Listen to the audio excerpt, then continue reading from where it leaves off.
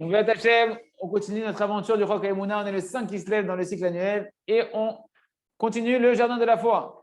Donc, vous vous rappelez, les deux frères qui sont partis voir le Rav, un qui est pas religieux, enfin très peu pratiquant, mais qui vit dans la Haïmouna et que sa vie, elle lui réussit, elle lui sourit. Tout en train de remercier Hachem, sa vie lui sourit, tandis que l'autre frère, eh ben lui, il est très religieux, très rigoureux dans la Torah, il étudie la Torah toute la journée et pourtant, il fait que se plaindre, sa vie, c'est une catastrophe et il ne comprend pas l'injustice qu'il a l'impression de voir ici. Le Rav était en train de lui expliquer qu'est-ce qui se passe en réalité.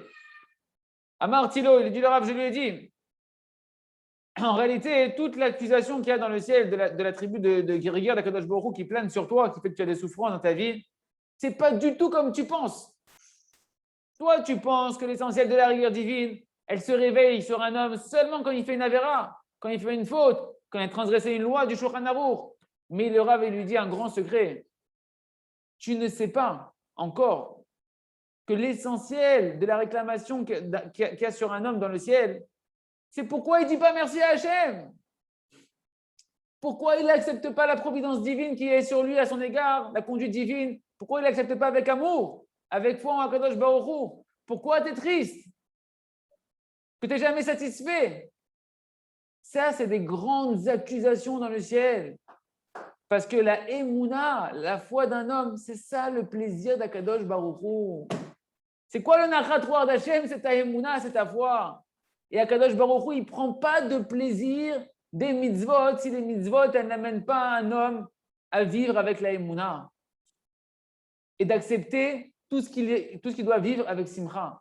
Akadosh Baruch Hu, il prendra un narratoire, mais petit. Comme il dit le Chida, que l'essentiel du plaisir d'Hachem, c'est la Simcha dans les mitzvot, les autres d'avant. Et la preuve, tu l'as dit toi-même, le Rav lui dit, tu l'as dit toi-même la preuve. Tu m'as dit que ton frère, qui tombe encore dans plein de Haverot, et malgré tout, il a une vie qui est belle et heureuse, sache que c'est seulement parce que lui, il croit en Hachem véritablement et qu'il remercie Hachem sur tout ce qui lui arrive, sur le bien comme sur le mal. C'est pourquoi il n'a pas de rigueur qui plane sur lui et qu'on ne lui envoie pas des souffrances sur lui. Mais toi, tu as une vie qui est dure parce que tu ne crois pas en Hachem. Tu ne crois pas véritablement en Hachem. Et tu ne remercies pas surtout Akadosh Baruch Hu. C'est pourquoi sur toi, il y a des rigueurs et des souffrances. Il dit, comprends bien le Rav. La majorité des souffrances qu'il y a sur un homme en général, c'est parce qu'un homme, il ne dit pas suffisamment merci à Akadosh Baruch Hu sur tout ce qu'il traverse. C'est pourquoi celui qui a l'encontre, qui va dire merci à Hachem sur tout ce qui lui arrive, il n'a pas beaucoup de souffrance dans sa vie. Et ton frère, il remercie sur tout. Donc, il est plus proche du but que toi. Beaucoup plus que toi, tu penses qu'il est éloigné du but. Et Akadosh Baruch Hu, il a beaucoup de plaisir de ton frère, comme il est, de la puissance de la Emouna qu'il a à l'intérieur de lui. Incroyable. Alors le frère, il a dit quoi? Il était outré d'entendre un truc pareil. Mon frère, il est proche du Tachlit, mon frère, il est proche du but de la création. Bekoshi étudie la Torah. Il n'étudie pas comme moi toute la journée. Il étudie un petit peu par-ci par-là de temps en temps, comme ça. Et le Rav, il leur a expliqué. Il a dit, viens, je vais te montrer un Ramban. Meforash, qui a écrit noir sur blanc, qui va te montrer que ton frère, il accomplit beaucoup en réalité par rapport à ce que tu penses. Il a ouvert le livre, le Chumash. Donc à la fin de la Parashat Bo, il a pris le Ramban, le commentaire du Ramban sur la section de Parashat Bo. Et voilà les mots qui sont marqués là-bas du Ramban qui sont merveilleux, qu'on doit se répéter, les relire, pour comprendre que ce n'est pas des inventions, que c'est mamash marqué noir sur blanc dans les mots du Ramban. Il nous dit là-bas l'intention de toutes les mitzvot. C'est quoi le but des mitzvot? Pourquoi Hachem a donné des mitzvot? Toutes les 613 mitzvot. Qu'on arrive à avoir foi dans Hachem, notre Dieu. C'est le but des mitzvot. Et qu'on puisse le remercier de nous avoir créés. Pourquoi tu fais des mitzvot? Pour remercier Hachem. Et c'est ça, il nous dit le Ramban, l'intention de toute la création entière.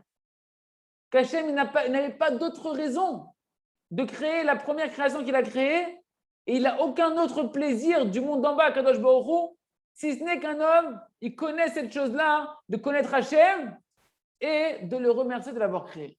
Voilà pourquoi Hachem a créé le monde. Pourquoi tu as des mitzvot, pourquoi tu as de la Torah. Et le Rav Bamberger Zatzal, dans son livre Sha'ar Etzion, il explique les paroles du Ramban et il dit comme ça, la connaissance qu'on a du Créateur du monde, la foi qu'on va avoir dans la conduite que Kadosh Baruch Hu il a avec nous, qu'on accepte la conduite divine à notre égard, et le remerciement qui vient envers Hachem, de la prise de conscience de la Emouna qu'on a envers Kadosh Baruch Hu, c'est ça le but de la création du ciel et de la terre. Et sans ça, Akadosh Baruch Hu, il n'a pas de plaisir de ses créatures.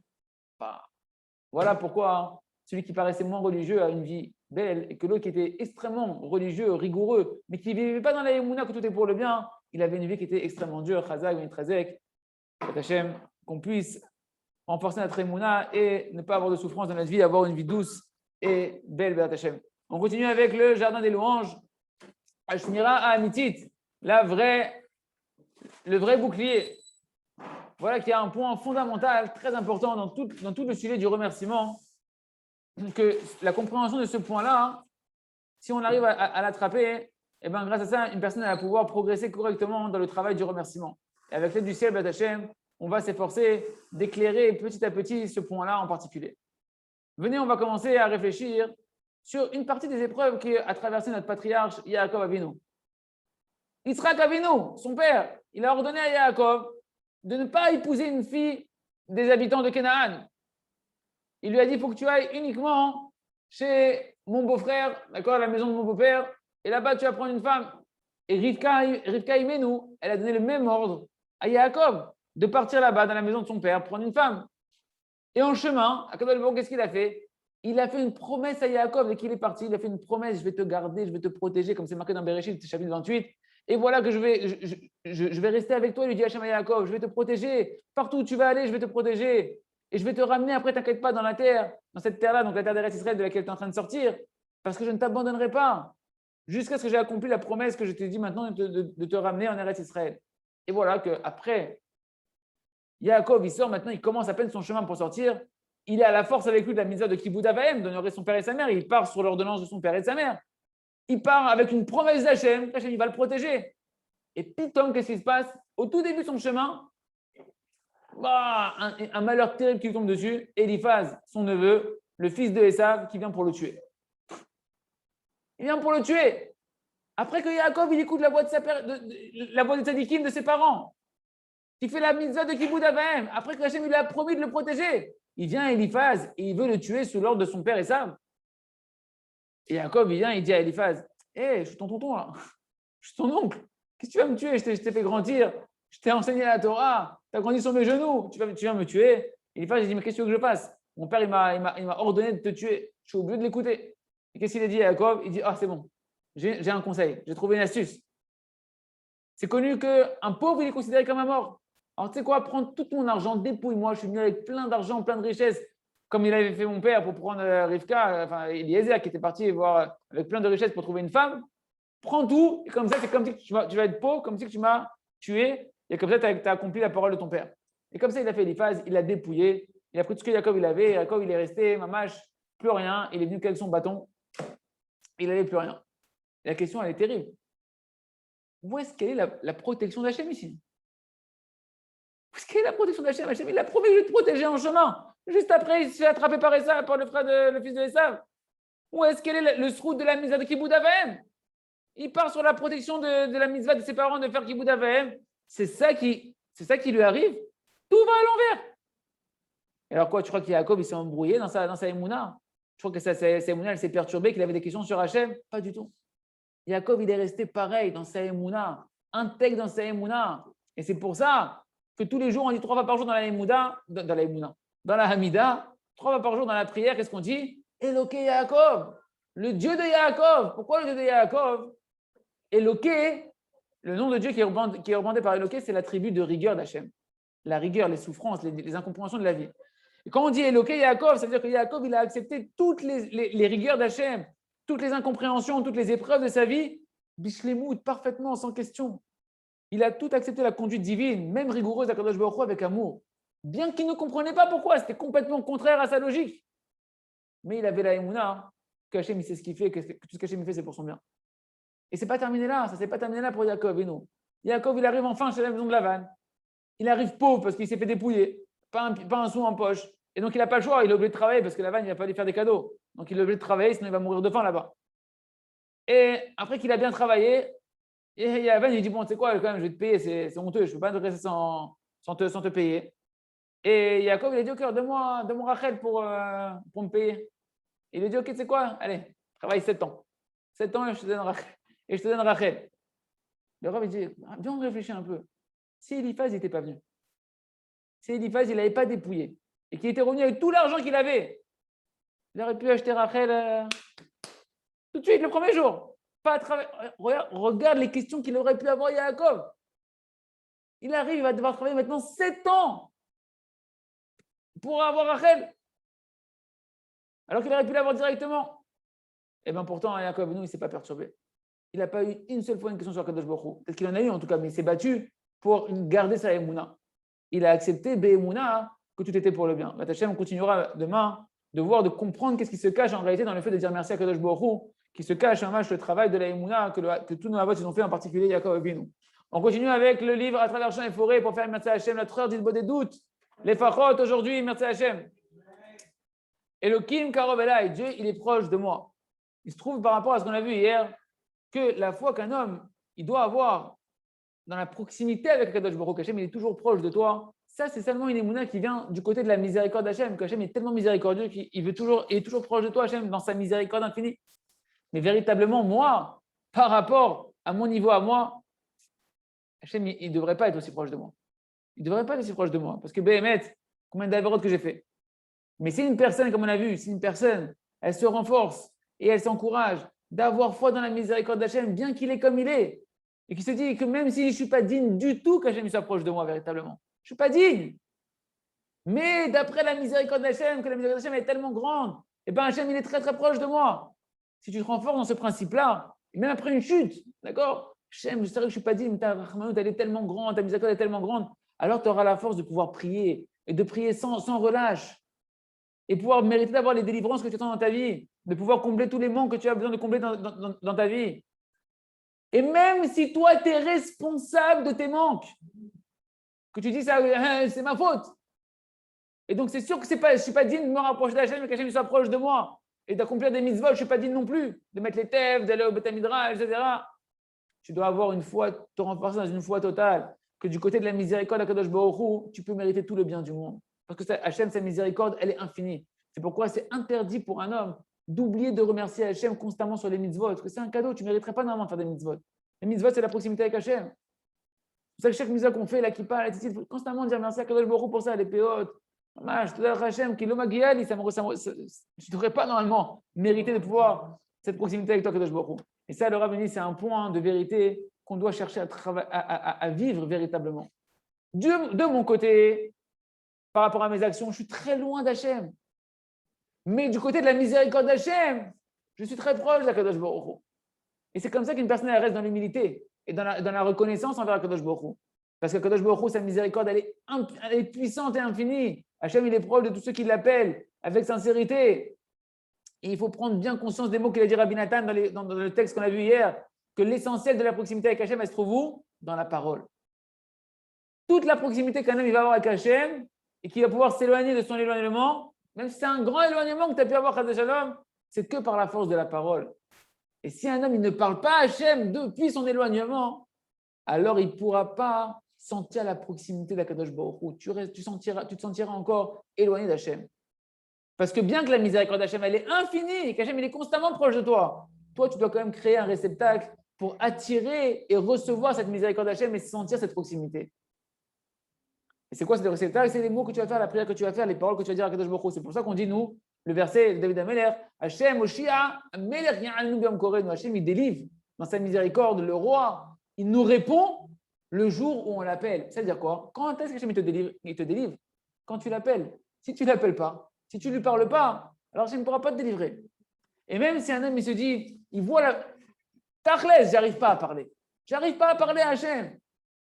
De ce qu'on a vu de Rabbi Nathan, si tu te renforces, toutes sortes de renforcements et d'encouragements, de te dire quoi qu'il arrive, je mets ma montre, la montre, je la pose, je regarde 1 heure, je reste là pendant 1 heure et je veux tenir de vouloir parler à Kadosh Baruch Hu même si je n'arrive pas. Et bien le fait même que tu te prépares à faire ça, on a vu dans les paroles de Rabbi Nathan qu'au final, Hachem va t'envoyer des paroles. Kadosh Baruch Hu Mamash, il va te créer des paroles. Ne te dis pas, mais oui, mais je ne sais pas parler, il va te les créer. Ne cherche pas à les créer, elles vont venir toutes seules, c'est une création qui vient d'Hachem. Quand Hachem, il voit que tu désires lui parler. Quand tu te prépares à vouloir lui parler.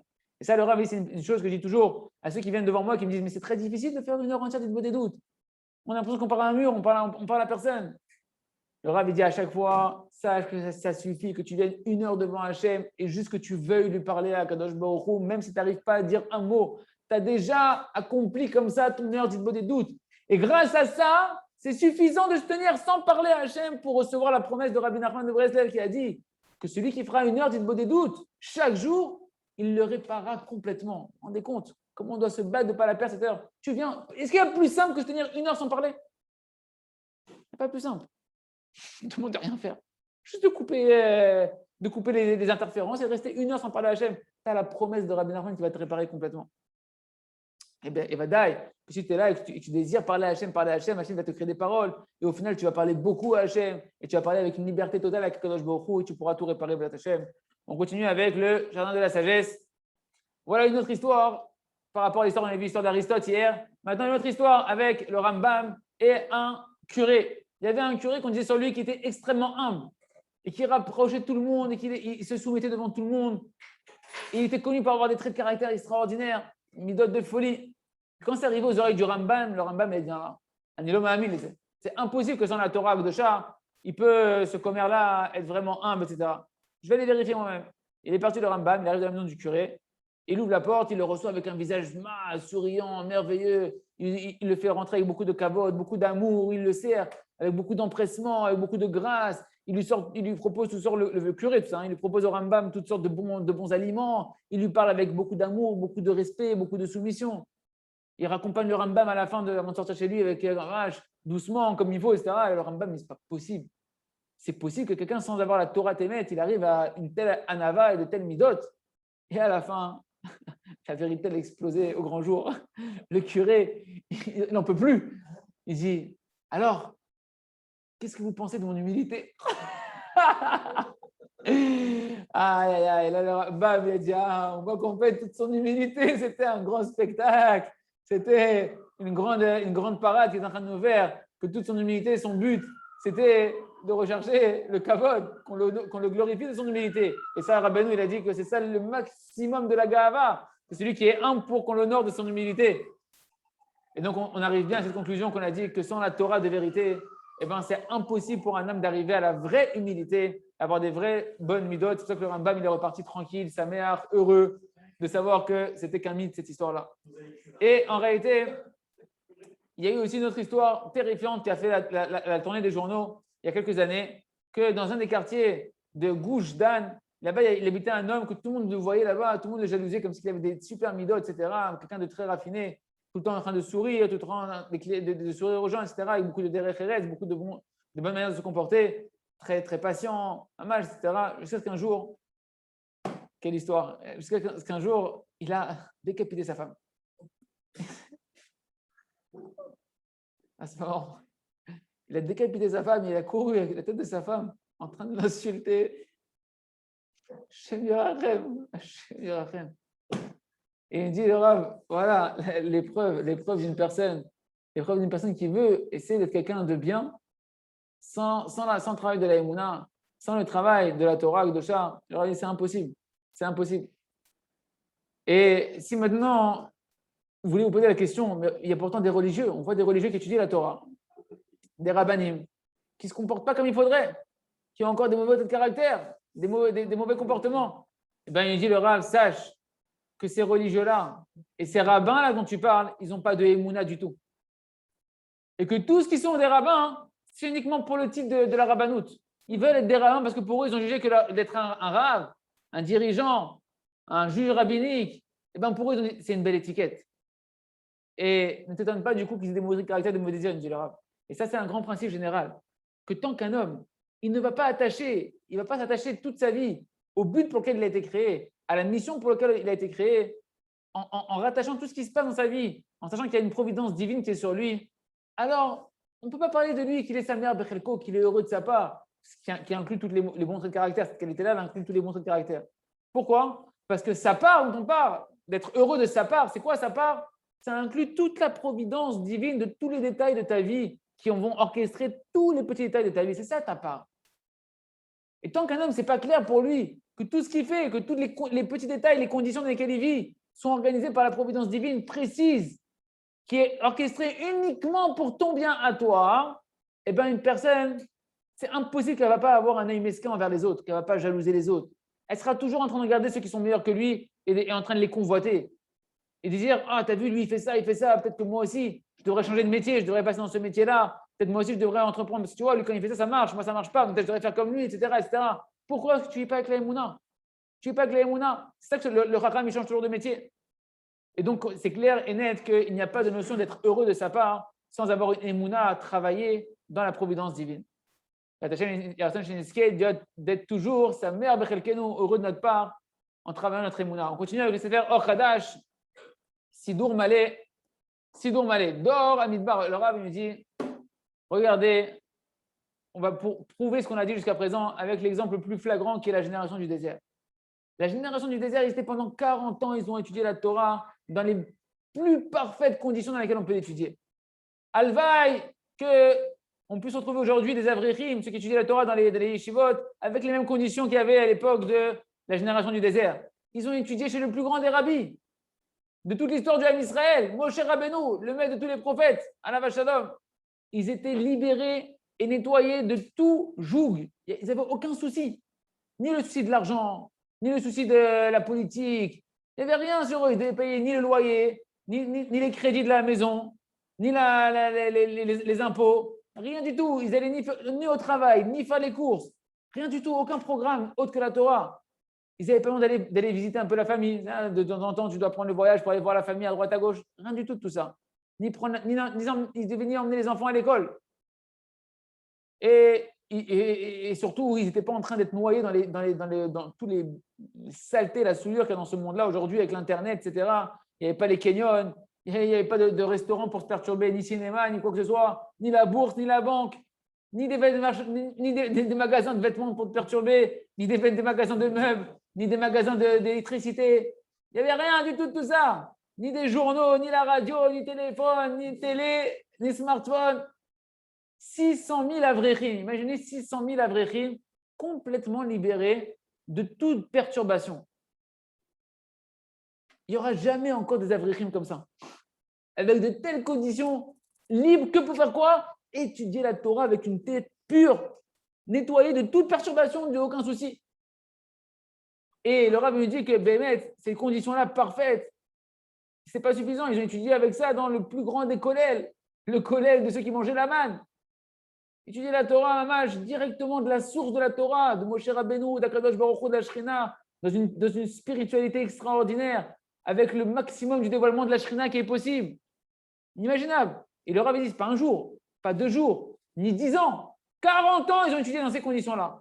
Qu'est-ce que tu veux de mieux? 600 000 Avreichim de l'élite de l'élite. Tu connais quelqu'un qui aujourd'hui étudie la Torah dans ces conditions-là, avec de telles conditions extraordinaires. Et si ce n'est pas suffisant, tu peux rajouter à ça qu'ils ont vu des miracles extraordinaires, que c'est même difficile de pouvoir imaginer l'impact dans l'âme que pouvait faire de voir de tels miracles, quelle influence ça peut entraîner dans un homme de voir de tels miracles. Bien, on essaie de se réfléchir un petit peu sur le bout des doigts, un peu les miracles qu'ils ont vus. Les 10 plaies extraordinaires, que chaque plaie, elle durait 1 semaine. Des changements de la nature qu'il n'y a jamais eu, qu'on ne verra jamais plus jusqu'à la venue du Mashiach. Tout le monde voyait la providence d'Akadosh Baruch Hu, les yeux dans les yeux. Après ça, il y a eu l'ouverture de la mer Rouge, des miracles qui étaient 5 fois plus grands que ce qu'il y a eu pendant les 10 plaies. La mer, elle s'ouvre, elle est sèche. Ouais, des miracles, tout ce que le Midrash il dit là-bas, sur ce qu'il y avait dans les miracles de la mer Rouge, qui c'est incroyable. Et le Rav me dit, et même leur vie de tous les jours, elle était de manière extraordinaire. Il y avait les nuées de gloire qui les accompagnent. Il y a la manne qui tombe du ciel, l'écaille qui tombe du ciel, le puits d'eau qui les suit avec eux, ils ont un robinet qui les suit partout, qui ne sait pas d'où, il n'y a pas de canalisation. Il y a de l'eau qui sort comme ça, il y a de l'eau pure, de Myriam. Les vêtements, ils ne salissent pas. Les enfants, ils grandissent, les vêtements, ils grandissent avec les enfants. Oh, tu as vu quelque chose pareil? Ils vivent dans un autre monde. Et au-dessus de ça, encore au-dessus de ça, dans quelles conditions ils étaient? Ils ont vu et entendu Akadosh Baruch Hu, Birvodo Be'atzmo. Au moment de la mer Rouge, c'est marqué que même la servante, Kenaanite, elle a vu Akadosh Baruch Hu Kaviachol. Et que chacun pouvait dire Zéli Van Behu, c'est mon Dieu. Genre, il le voyait avec le doigt, c'est mon Dieu, il est là, Hachem. Je vais l'honorer, je vais le glorifier. Au moment de Matan Torah, Hachem Yitbarach, il a parlé avec chacun du Ham Israël, face à face. Et chaque juif et juive, ils ont entendu les voix qui sortaient de la bouche d'Akadosh Baruch Hu lui-même, les 2 commandements. Anochi Hachem Elokecha, Velecha Elokim Acherim. Et la suite, on la verra demain. Mais ce qui est essentiel, ce qu'on verra quand même, c'est que, et avec tout ça, la Torah ne les a pas changés. On verra demain pourquoi, comment, merci à Hachem dans la suite du Chok HaEmunah. Donc, travaillez votre volonté quand vous suivez la Torah si vous voulez voir des véritables changements.